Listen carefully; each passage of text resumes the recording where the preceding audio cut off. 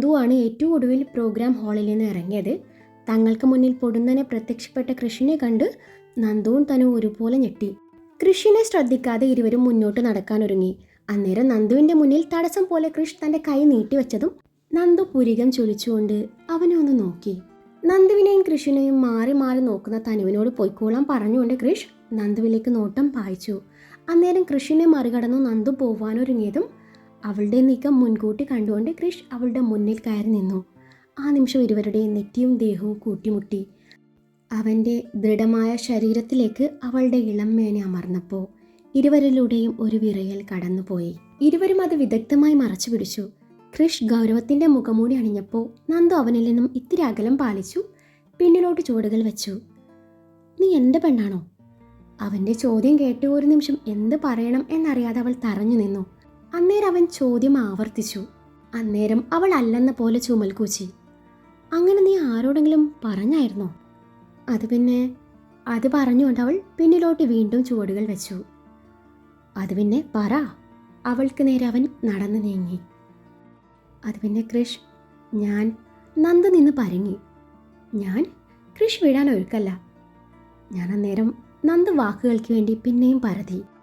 അപ്പോഴേക്കും അവൾ ചുവരിൽ തട്ടി നിന്നിരുന്നു. ഞാനന്നേരം പറ. അവളുടെ ഇരു സൈഡിലായി ചുവരിൽ കൈവച്ച് അവളെ ലോക്ക് ചെയ്ത് നിർത്തിക്കൊണ്ട് കൃഷ് ചോദിച്ചു. അവൻ്റെ ആ പ്രവൃത്തിയിൽ അവൾ ശരിക്കും പതറിയിരുന്നു. കൃഷ്, കൈയെടുക്ക്, എനിക്ക് പോവണം. പതർച്ച മറച്ചു പിടിച്ചുകൊണ്ട് അവൾ പറഞ്ഞു. ഞാൻ ചോദിച്ചതിന് ഉത്തരം പറഞ്ഞിട്ട് പൊയ്ക്കോ. അവളെ പേടിപ്പിക്കാൻ വേണ്ടി എന്ന പോലെ അവളുടെ മുഖത്തേക്ക് വീണ് കിടക്കുന്ന മുടിയിഴകളിലേക്ക് ഊതിക്കൊണ്ടവൻ പറഞ്ഞതും അവളിലൂടെ ഒരു തരിപ്പ് കടന്നുപോയി. അവൻ്റെ കണ്ണുകൾ തൻ്റെ മുഖത്തൂടെ ഒഴുകി നടക്കുന്നത് നന്ദു വിറയലോടെ നോക്കി നിന്നു. അത് പിന്നെ അവന്മാരെ റാഗ് ചെയ്യാൻ വന്നപ്പോൾ അതിൽ നിന്നും രക്ഷപ്പെടാൻ വേണ്ടി നിന്റെ പേര് പറഞ്ഞതാ. നീ ഇവിടുത്തെ ഹീറോ ആണെന്നൊക്കെ ഞാൻ അറിഞ്ഞു. നന്ദു പറഞ്ഞൊപ്പിച്ചു. ഹീറോ? അതും ഞാൻ? നിനക്ക് എന്തറിയാം നന്ദ? ഞാനിവിടെ വില്ലനായിട്ടാണ് അറിയപ്പെടുന്നത്. അലോക് മറ്റൊരു വില്ലൻ. ഇവിടുത്തെ ഹീറോ വിരാജാണ്. വിരാജ് ചൈതന്യ. ഈ കോളേജിലെ ചെയർമാനും പെൺപിള്ളയുടെ ആരാധന പുരുഷനുമാണ് കക്ഷി. കൃഷ് അവളുടെ മേൽചുണ്ടിന് മേലെ പറ്റിക്കിടക്കുന്ന വിയർപ്പ് തുള്ളികളെ ഊതിത്തെറിപ്പിച്ചുകൊണ്ട് പറഞ്ഞു. അവൻ്റെ ആ പ്രവൃത്തിയിൽ അവൾ ഒരു നിമിഷം കണ്ണിറുക്കി അടച്ചു. നന്ദ, കണ്ണു തുറക്ക്. അവളുടെ കണ്ണിന് മീതെ പതിയെ ഊതിക്കൊണ്ട് കൃഷ് പറഞ്ഞപ്പോൾ അവൾ വെപ്രാളത്തോടെ കണ്ണു തുറന്നു. നീ ഒരു നല്ലവനായ വില്ലനാണെന്ന് എനിക്കറിയാലോ കൃഷ്, ധൈര്യം സംഭരിച്ചുകൊണ്ട് നന്ദു പറഞ്ഞു. നല്ലവനായ വില്ലൻ? നീ അങ്ങനെ എന്നെ സോപ്പിടൊന്നും വേണ്ട. അല്ല, മൂത്തവരെ കയറി നീ എന്നാ വിളിക്കുക? ഓക്കെ, അതൊക്കെ പോട്ടെ. നീ എന്തിനാ ഇന്നലെ എന്നെ പറ്റിച്ചത്? അത് പേടിച്ചിട്ടാ. ഞാൻ സോറി പറയാൻ വന്നതാ. അപ്പോഴല്ലേ നീ എൻ്റെ കവിളി കയറി പിടിച്ചത്. ഒരു നിമിഷത്തെ ഒരു അബദ്ധം, സോറി. അവൾ തൻ്റെ ഇരു ചെവിയും പിടിച്ചുകൊണ്ട് സോറി പറഞ്ഞു. ശരി. ഇന്നലെ എന്ത് പറഞ്ഞാ അവൻ നിൻ്റെ കൈ കയറി പിടിച്ചത്? ഇത്തവണ അവൻ്റെ സ്വരം നേർത്തിരുന്നു.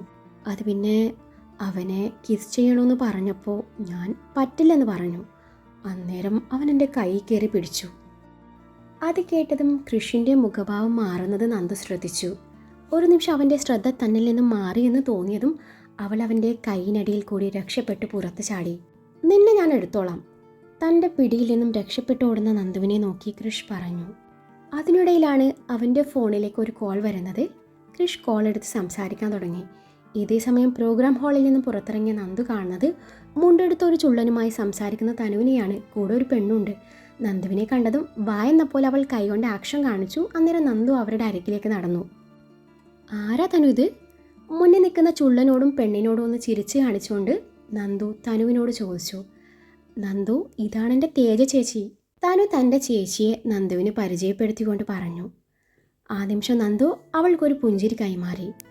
നന്ദു, ഇത് വിരാജ്, നമ്മുടെ കോളേജ് ചെയർമാൻ. ചേച്ചിയും ഈ ചേട്ടനും ഒരേ ക്ലാസ്സിലാണ്. MSc chemistry, second year. Thanu നന്ദുവിന് വിരാജിനെ പരിചയപ്പെടുത്തി. ഹായ്, ഞാൻ സ്പന്ദന. നന്ദു അവൻ്റെ നേരെ കൈ നീട്ടി ഹായ് പറഞ്ഞു. ഹായ്. എടോ, താനല്ലേ നേരത്തെ കൃഷിൻ്റെ കൂടെ ഡാൻസ് ചെയ്തത്? ഔട്ട്സ്റ്റാൻഡിങ് പെർഫോമൻസ് ആയിരുന്നു. വിരാജ് അവളെ അഭിനന്ദിച്ചു. താങ്ക് യു ചേട്ടാ. ഇരുവരും കൈകൊടുത്ത് നിൽക്കുന്ന സമയത്താണ് കൃഷ് ഫോണിൽ സംസാരിച്ചുകൊണ്ട് വരുന്നത്. ഓഹ്, പറഞ്ഞ് നാക്ക് വായിലേക്കിട്ടില്ല. ഇവൻ ഇവിടെ എത്തിയ എന്നും വിരാജിനെ പ്രാഗിക്കൊണ്ട് കൃഷ് മുന്നോട്ട് നടന്നു. അവരെ ഒന്നും മൈൻഡ് ചെയ്യാതെ നടക്കുന്ന നേരത്താണ് വിരാജ് കൃഷ്ണ വിളിക്കുന്നത്. കൃഷ്, കൃഷ്. ഓഹ്, ഇല്ലാത്ത പരിപാടിയുടെ പേരും പറഞ്ഞ് ഇപ്പം പാട്ടുയർത്തി ഇറങ്ങിക്കോളും തെണ്ടി. കൃഷ് മനസ്സിൽ വിചാരിച്ചു കഴിയുമ്പോഴേക്കും വിരാജ് അടുത്തെത്തിയിരുന്നു. ഹായ് വിരാജ്, നീ അവിടെ ഉണ്ടായിരുന്നോ? ഞാൻ കണ്ടില്ലടാ. ആണോ? എങ്കിൽ നീ ഉറപ്പായും കണ്ണ് ടെസ്റ്റ് ചെയ്യണം കൃഷ്, വിരാജ് ചിരിയോടെ പറഞ്ഞു. ശേഷം ഇരുവരും സംസാരിച്ചുകൊണ്ട് ക്യാൻറ്റീനിലേക്ക് നടന്നു. ലഞ്ച് കഴിഞ്ഞതും പ്രോഗ്രാം വീണ്ടും ആരംഭിച്ചു. കൃഷിൻ്റെയും കൂട്ടുകാരുടെയും പെറ്റിക്കോട്ടും കൂളിംഗ് ഗ്ലാസും വെച്ചുള്ള ഡാൻസ് അടക്കം സീനിയേഴ്സ് സ്റ്റേജ് ഇളക്കി മറിച്ചു. വൈകുന്നേരം കോളേജ് വിട്ടതും വീട് കാണാനാണെന്നും പറഞ്ഞ് ആഡിസും ദിവനും കൃഷിൻ്റെ കാറിൽ കയറി കുത്തിയിരുന്നു. കൃഷിൻ്റെ കാർ കോളേജിൻ്റെ കോമ്പൗണ്ട് കഴിഞ്ഞ് കുറച്ച് മുന്നോട്ട് നീങ്ങി. അത് കഴിഞ്ഞ് കൃഷ് വണ്ടി ഒരു സൈഡിൽ ഒതുക്കി നിർത്തിയതും വണ്ടിക്കരികിലേക്ക് നടന്നു വരുന്ന നന്ദുവിനെയാണ് കാണുന്നത്. ദേടാ സ്പന്ദന, ഇവളെന്താ ഇങ്ങോട്ട് വരുന്നത്? ദിവ്യൻ ചോദിച്ചു. ഞങ്ങൾ ഒരു വീട്ടിൽ താമസിക്കുമ്പോൾ അവൾ പിന്നെ എൻ്റെ കൂടെ അല്ലാതെ നിൻ്റെ കൂടെ വരണോ? ഓ, അത് ഞാൻ മറന്നു.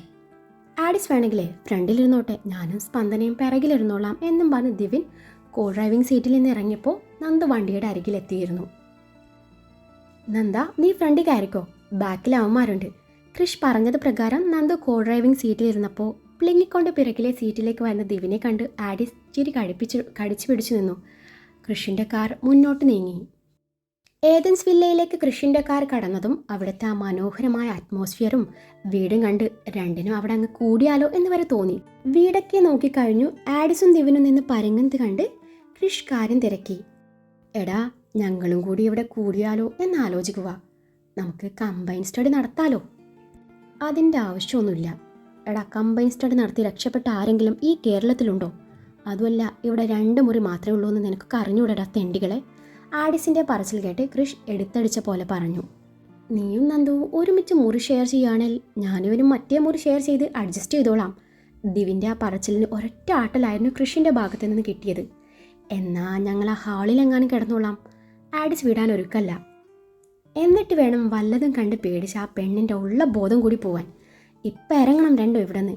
ഇതും പറഞ്ഞ് കൃഷ് രണ്ടിനെയും പറഞ്ഞു വിടാൻ നേരത്താണ് കാതറിനും സണ്ണിച്ചാനും അവരെ ചായ കുടിക്കാൻ വിളിക്കുന്നത്. കാതറിൻ സ്പെഷ്യൽ മസാല ടീയും പലഹാരങ്ങളും മുന്നിൽ നിരത്തിയപ്പോൾ രണ്ടും കൂടി ഒരു പിടുത്തങ്ങ് പിടിച്ചു. രണ്ടിൻ്റെയും തീറ്റ കണ്ട് കൃഷ് പല്ല് ഞെരിച്ചു. ഇതൊക്കെ കണ്ട് ചിരി അടക്കാൻ പാടുപെടുന്ന നന്ദുവിനെ കണ്ട് കൃഷ് എന്താ എന്ന പോലെ പുരികം പൊക്കിയതും നന്ദു നിഷ്കുവായി ഒന്നുമില്ലെന്ന പോലെ ചുമൽ കൂച്ചി. ഇവിടെ വൈനുണ്ട് ആൻറ്റി? അതിനിടയിൽ ദിവിൻ്റെ ചോദ്യം കേട്ട് കൃഷിന് പെരുത്ത് കയറി. വൈൻ റെഡിയാവാൻ 1 മാസം കൂടി പിടിക്കും. അത് കഴിഞ്ഞ് വന്നാൽ തരാമെന്ന് കാതറിൻ പറഞ്ഞപ്പോൾ ഇരുവരും സന്തോഷത്തോടെ വരാമെന്നും പറഞ്ഞ് തലയനക്കി. ഇനി ഈ ഏരിയ കണ്ടുപോകരുത്. രണ്ടിനെയും തൊട്ടടുത്തുള്ള ജംഗ്ഷനിൽ ഇറക്കിയിടുമ്പോൾ കൃഷ് പറഞ്ഞതും കേട്ടതും രണ്ടും അവനെ വല്ലാത്ത ഭാവത്തിൽ നോക്കി. ഞങ്ങൾക്ക് ചിലത് മനസ്സിലാവുന്നുണ്ട് കൃഷ്. എന്ത് മനസ്സിലാവുന്നുണ്ടെന്ന് ദിവിൻ്റെ ചോദ്യം കേട്ട് കൃഷ് പുരികം ചുളിച്ചുകൊണ്ട് ചോദിച്ചു. കൽബ് മൂവി പ്രൊപ്പോസിംഗ് ഡയലോഗ്, റൊമാൻറ്റിക് ഡാൻസ്. ഒരാൾ വീഴാൻ പോകുന്നു, മറ്റൊരാൾ ചേർത്ത് പിടിക്കുന്നു. ഇരുവരും കണ്ണും കണ്ടു നോക്കുന്നു. പേടിപ്പിക്കാനാണെന്നും പറഞ്ഞ് അവളെ പിടിച്ചു നിർത്തുന്നു. അതും ഒറ്റയ്ക്ക്. എന്നെ ബാക്കിലിരുത്തി അവളെ കാറിൻ്റെ ഫ്രണ്ടിൽ കയറ്റുന്നു. അപ്പോഴേ എനിക്ക് ഡൗട്ട് അടിച്ചതാ. ഇതിനൊക്കെ പുറമെ നമുക്ക് ഒരുമിച്ച് താമസിക്കാം എന്ന് ഞങ്ങൾ പറഞ്ഞപ്പോൾ ഞങ്ങൾ മനഃപൂർവ്വം ഒഴിവാക്കുന്നു. ഒറ്റ ദിവസം കൊണ്ട് നിനക്ക് ഇത്രയൊക്കെ മാറ്റം വന്നുവെങ്കിൽ അതിനു പിന്നിൽ എന്തോ ഒന്ന് ചിലത് ഒളിഞ്ഞു കിടപ്പുണ്ട്, ദിവിൻ തെളിവുകൾ നിരത്തിക്കൊണ്ട് പറഞ്ഞു. എന്ത്? കൃഷിൻ്റെ മുഖം ചൊളിഞ്ഞു. അതാണ് ഞങ്ങൾക്കും അറിയേണ്ടത്. സത്യം പറയടാ, നിനക്ക് ആ പെണ്ണിനോട് പ്രേമം തോന്നി തുടങ്ങിയോ? എനിക്ക് അവളോട് പ്രേമം? എടാ, എല്ലാം അറിയാവുന്ന നിങ്ങളെന്നെ ഇത് ചോദിക്കണം, കൃഷ് ചിരിയോടെ പറഞ്ഞു. അല്ല, നിന്റെ പെരുമാറ്റം കണ്ടാ നിനക്ക് അവളോട് ലബ്ബാണെന്ന് തോന്നുള്ളൂ, ദിവിൻ കുത്തി പറഞ്ഞു. എടാ, അവൾ എൻ്റെ കൂടെ താമസിക്കുമ്പോൾ അവളെ സംരക്ഷിക്കേണ്ടത് എൻ്റെ ഉത്തരവാദിത്തമാണ്. അവൾക്ക് എന്തേലും പറ്റിയാൽ നാളെ ഞാൻ കുടുങ്ങും. അതാണ് ഞാൻ ഇങ്ങനെ ബിഹേവ് ചെയ്യുന്നത്. അല്ലാതെ എൻ്റെ മുല്ലയെ മറന്ന് ഇന്നലെ കണ്ട പെണ്ണിനെ പ്രേമിക്കാൻ ഞാൻ അത്രയ്ക്കും തരം താഴ്ന്നിട്ടൊന്നുമില്ല. ആൻറ്റിയുടെയും അങ്കിളിൻ്റെ മുന്നിൽ അവളെൻ്റെ ഭാര്യയാണ്. അപ്പോൾ അവരുടെ മുന്നിൽ എനിക്ക് ചെറുതായി അഭിനയിക്കേണ്ടി വരും. അതുമല്ല, ഒരു ഭാര്യയും ഭർത്താവും താമസിക്കുന്നിടത്തെ അവിടെ ഭർത്താവിൻ്റെ ഫ്രണ്ട്സിനെയും കൊണ്ട് താമസിപ്പിക്കുന്നത് ശരിയാണോ? നിങ്ങൾ എന്നെ പറ.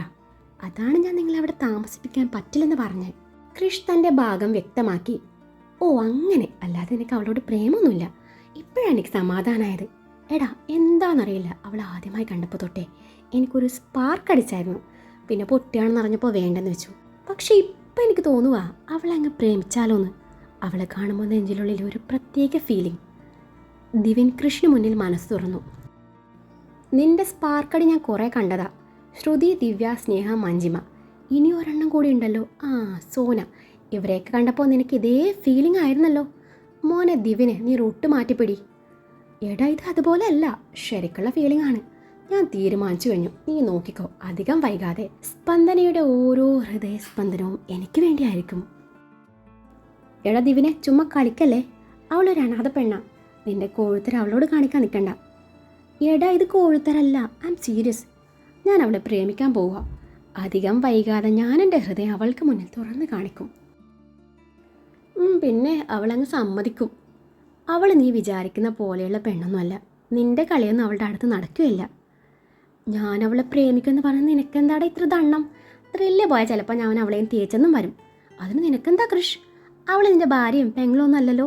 ദിവിൻ മനഃപൂർവ്വം കൃഷിനെ വട്ടുപിടിപ്പിച്ചു. അവൾ എൻ്റെ ഫ്രണ്ടാണ്. ഇപ്പം അവളുടെ ഗാർഡിയനും ഞാനാ. അതുകൊണ്ട് എനിക്കിത്തിരി ദണ്ണൊക്കെ ഉണ്ടായെന്ന് വരും. എന്നാ നീ അവിടെ നിന്ന് ദണ്ഡിച്ചോ, ഞങ്ങൾ പോവുക. റോഡിലൂടെ പോകുന്ന ഓട്ടോയെ കൈകാട്ടി നിർത്തിക്കൊണ്ട് ദിവിൻ പറഞ്ഞു. നീ എന്താടോ ഒന്നും മിണ്ടാതെ നിൽക്കുന്നേ? പോകുന്ന വഴിയിലെ അവൻ്റെ ആ ഫീലിങ്സ് എടുത്ത് വെളിയിൽ കളഞ്ഞിട്ട് നീ അവനൊന്ന് പറഞ്ഞ് മനസ്സിലാക്ക്. ഇതൊക്കെ കേട്ടിട്ടും ആഡിസ് പ്രതികരിക്കുന്നില്ല എന്ന് കണ്ടതും ക്രിഷ് ആഡിസിന് നേരെ തിരിഞ്ഞുകൊണ്ട് പറഞ്ഞു. അവൻ്റെ ഈ സ്പാർക്ക് ചിലപ്പോൾ നല്ലതിന് വേണ്ടിയാണെങ്കിലോ. ക്രിഷ്, നമുക്ക് ഇവനൊരു അവസരം കൂടി കൊടുത്താലോ? എടാ നീയും. നമുക്ക് നാളെ സംസാരിക്കാം ക്രിഷ് എന്നും പറഞ്ഞ് ദിവിന് പിന്നാലെ ആഡിസും ഓട്ടോയിൽ കയറി. ഓട്ടോ മുന്നോട്ട് നീങ്ങിയതും ക്രിഷ് തൻ്റെ വണ്ടിയിൽ കയറി തിരികെ താമസ സ്ഥലത്തേക്ക് എത്തി. ക്രിഷ് തിരികെ വീട്ടിലെത്തിയപ്പോൾ മുൻവശത്തെ ഡോർ ലോക്കല്ലായിരുന്നു. ക്രിഷ് ഡോറും തുറന്ന് അകത്ത് കയറി. അവൻ ഹാളിൽ മുഴുവൻ കണ്ണോടിച്ചു തൻ്റെ മുറിയിലേക്ക് നടന്നു. അതിനിടയിൽ നന്ദുവിൻ്റെ മുറിയിലേക്ക് കണ്ണോടിച്ചപ്പോൾ ഡോർ അടഞ്ഞു കിടക്കുന്നുണ്ട്. തൻ്റെ മുറിയുടെ ഡോർ തുറന്നു കിടക്കുന്നത് കണ്ടതും ഇതാരാ തുറന്നു വെച്ചത് എന്ന പോലെ അവൻ മുറിക്കുള്ളിൽ കയറി ചുറ്റും കണ്ണോടിച്ചു. അപ്പോഴാണ് ബാൽക്കണിയിൽ നിന്നും മുറിയിലേക്ക് കയറി വരുന്ന നന്ദുവിനെ അവൻ കാണുന്നത്. നീ എന്താ ഇവിടെ? അല്പം ഗൗരവത്തിൽ ക്രിഷ് ചോദിച്ചു. ആ മുറിയിൽ ഭയങ്കര ബോറടി. കാറ്റുമില്ല, വെളിച്ചമില്ല, വല്ലാത്തൊരു വിഷാദ മൂകത. ഇവിടെയാണെങ്കിൽ വിൻഡോയിൽ കൂടി നല്ല കാറ്റും വെളിച്ചവും വരുന്നുണ്ട്. ആ ബാൽക്കണിയിൽ നിന്ന് നല്ല നല്ല കാഴ്ചകളും കാണാൻ പറ്റും. ഫാനിട്ടാ കാറ്റ് കിട്ടും, ലൈറ്റിട്ടാ വെളിച്ചം കിട്ടും. പിന്നെന്താ കുഴപ്പം? ക്രിഷ് ഗൗരവം ഒട്ടും കുറച്ചില്ല. ഫാനും ലൈറ്റിട്ടാ ഇതുപോലുള്ള പ്രകൃതിദത്തമായ നല്ല തണുത്ത കാറ്റ് കിട്ടുമോ? അതുമല്ല, ഫോണിൽ എന്തേലും നോക്കിയിരിക്കാന്ന് വെച്ചാൽ റേഞ്ചും ഇല്ല. അങ്ങനെ ഞാൻ റേഞ്ച് പിടിച്ച് വന്നപ്പോൾ ഇവിടെ ഒടുക്കത്തെ റേഞ്ച്. പിന്നതേ ഈ ബാൽക്കണിയിൽ കുറച്ച് നേരം നിന്നപ്പോൾ ഇച്ചാതി വൈബ്. ക്രിഷ്, എനിക്ക് ഈ മുറി ഇഷ്ടമായി. അതിന് അല്ല, നമുക്ക് ഒരുമിച്ച് ഈ മുറിയിൽ കഴിഞ്ഞാൽ എന്താ? കൃഷി ബെഡിൽ കിടന്നോ, ഞാനേ തറയിൽ കിടന്നോളാം. നാളെ നമുക്കൊരു സോഫ വാങ്ങിക്കാം. പിന്നെ ഞാൻ സോഫയിൽ കിടന്നോളാം. ഒരുമിച്ച് ഒരു മുറിയിൽ അതൊന്നും ശരിയാവില്ല, കൃഷ് മുടക്കം പറഞ്ഞു. അതെന്താ ശരിയാവാത്തത്? എങ്കിൽ കൃഷി മറ്റേ മുറി എടുത്തോ, ഞാനിവിടെ കിടന്നോളാം. അതങ്ങ് പള്ളിയിൽ പോയി പറഞ്ഞാൽ മതി. നന്ദു പറഞ്ഞത് കേട്ട് കൃഷ് പൊടുന്നനെ പറഞ്ഞു. അതെങ്ങനെ ശരിയാവും? നമ്മൾ റെൻറ്റ് ഷെയർ ചെയ്യുമ്പോൾ ഇവിടെ എനിക്കും ഈക്വൽ റൈറ്റ്സ് ഉണ്ട്. നന്ദു വിട്ടില്ല.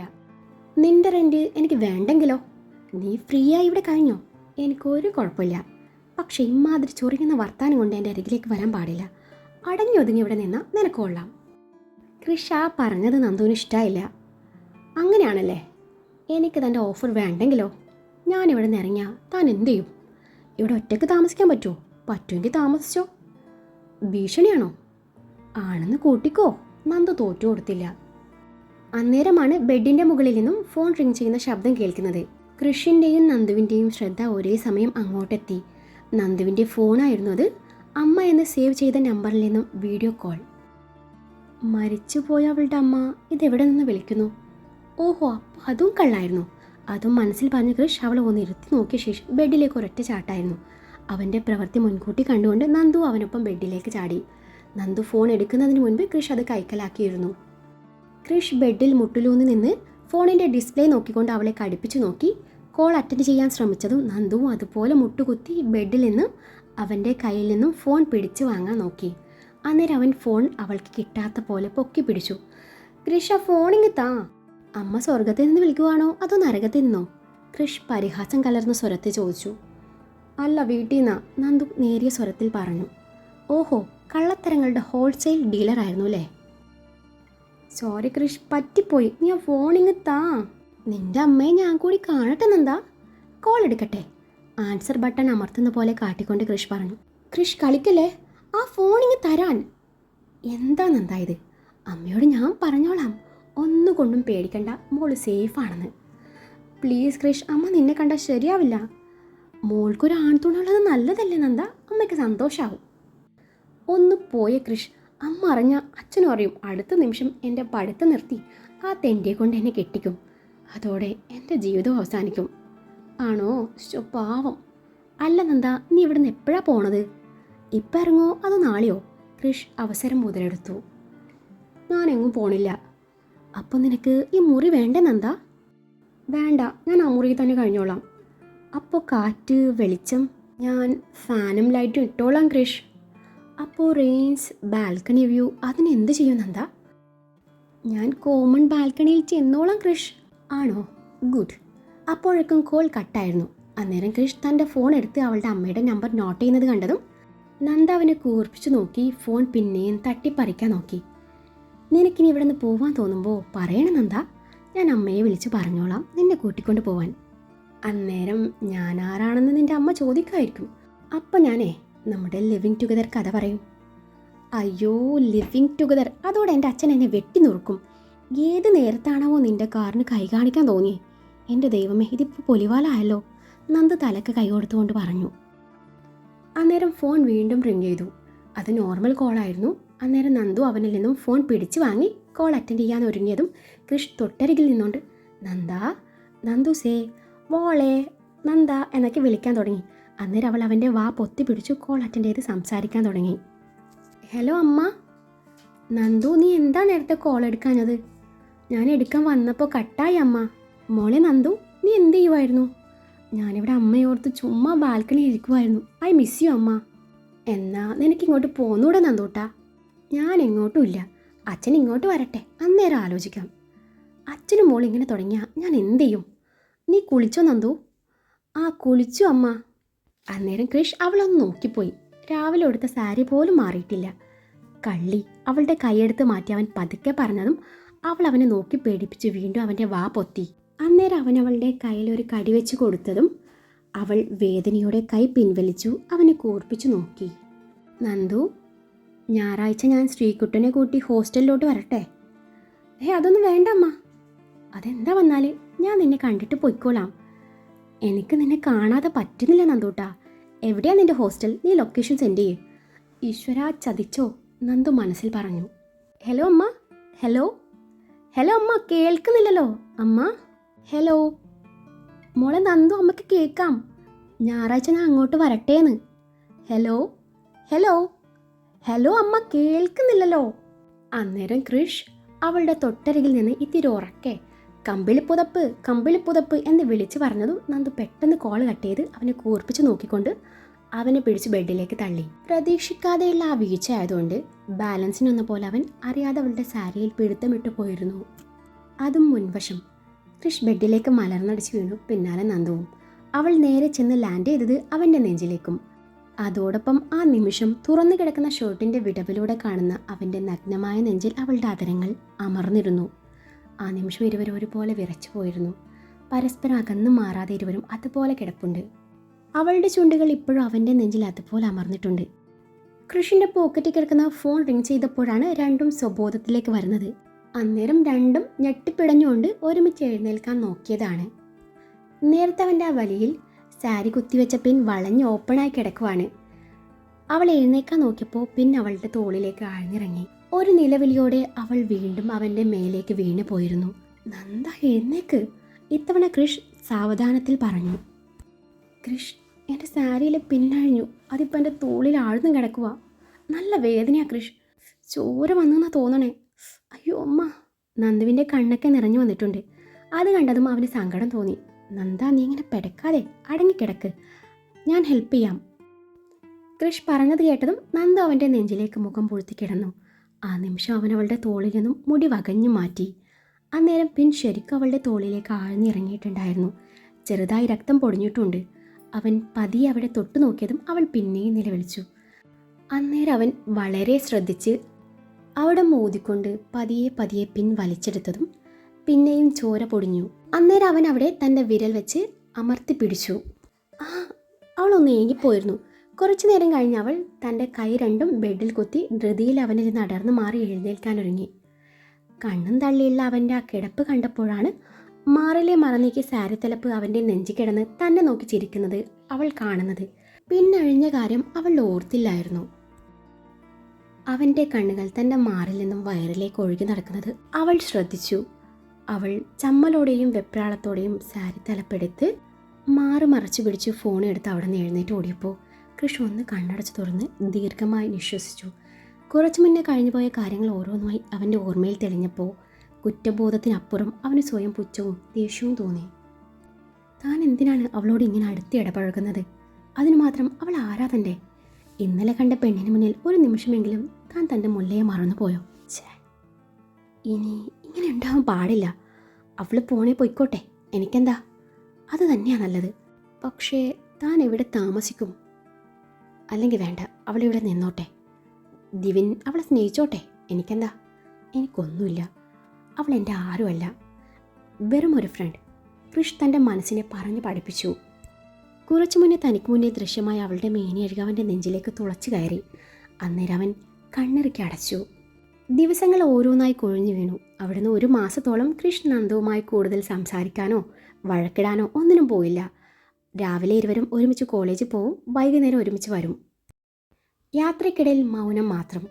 വീട്ടിലെത്തിക്കഴിഞ്ഞാൽ കൃഷ് അവൻ്റെ മുറിയിൽ തന്നെ ഒതുങ്ങിക്കൂടും.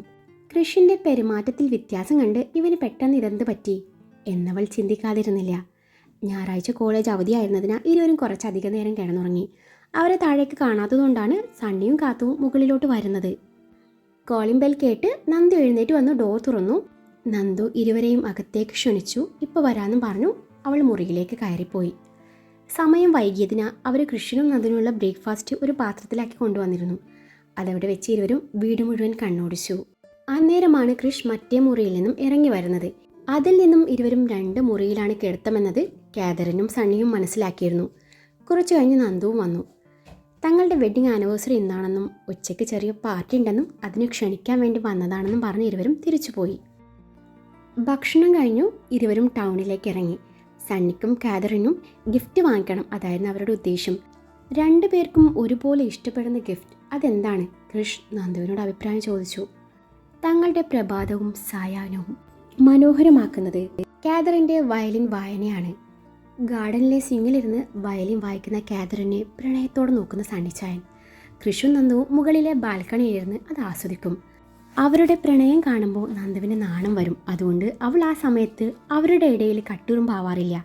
കഴിഞ്ഞ ദിവസം വയലിൻ വായന കേൾക്കാത്തപ്പോഴാണ് നന്ദു കാര്യം അന്വേഷിക്കുന്നതും വയലിൻ്റെ വയറ് കെട്ടായി എന്ന കാര്യം അറിയുന്നതും. ആ ഒരു ഓർമ്മയിലാണ് വയലിൻ വാങ്ങിക്കാമെന്ന് നന്ദു പറയുന്നത്. അങ്ങനെ ഇരുവരും അത്യാവശ്യം വില കൂടിയ വയലിൻ വാങ്ങിച്ചു തിരികെ മടങ്ങി. പെട്ടെന്ന് റെഡിയായി താഴേക്ക് ചെന്നപ്പോഴാണ് 2 പരിചയമുള്ള ശബ്ദം കേൾക്കുന്നത്. അകത്ത് കയറിയപ്പോഴാണ് സെറ്റിയിലിരുന്ന് വൈൻ മോന്തുന്ന ആഡിസിനെയും ദിവ്യനെയും കാണുന്നത്.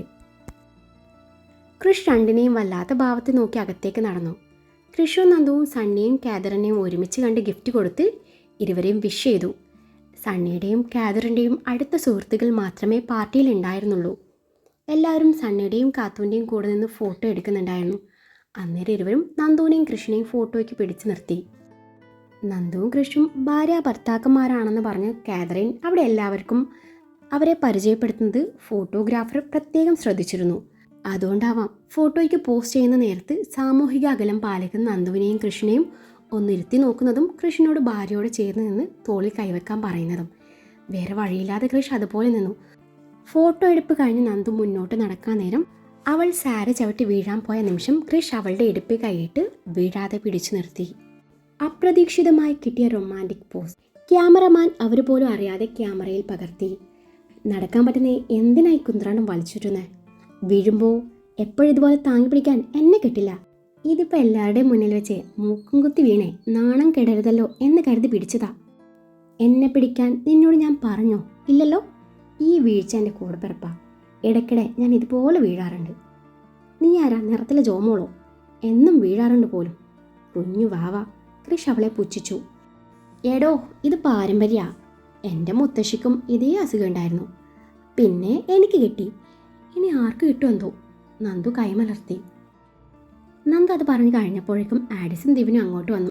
ആഡിസ് കൃഷിനോട് സംസാരിക്കുകയാണെങ്കിൽ ദിവിൻ്റെ ശ്രദ്ധ മുഴുവൻ കുറച്ച് മാറി നിന്ന് ഫോൺ ചെയ്യുന്ന നന്ദുവിലാണ്. ദിവിൻ്റെ നോട്ടം കണ്ട് കൃഷ് പല്ല് ഞെരിച്ചു. കൃഷിനെ ഒന്നുകൂടെ ദേഷ്യം പിടിപ്പിക്കാൻ വേണ്ടിയാണ് ദിവ്യൻ നന്ദുവിൻ്റെ അരികിലേക്ക് നടക്കുന്നത്. താൻ സീരിയസ് ആയ ഒരു കാര്യം പറയുമ്പോൾ കൃഷിൻ്റെ ശ്രദ്ധ മറ്റെങ്ങോ ആണ് എന്നറിഞ്ഞ ആഡിസ് ചിരി കടിച്ചു പിടിച്ചു നിന്നു.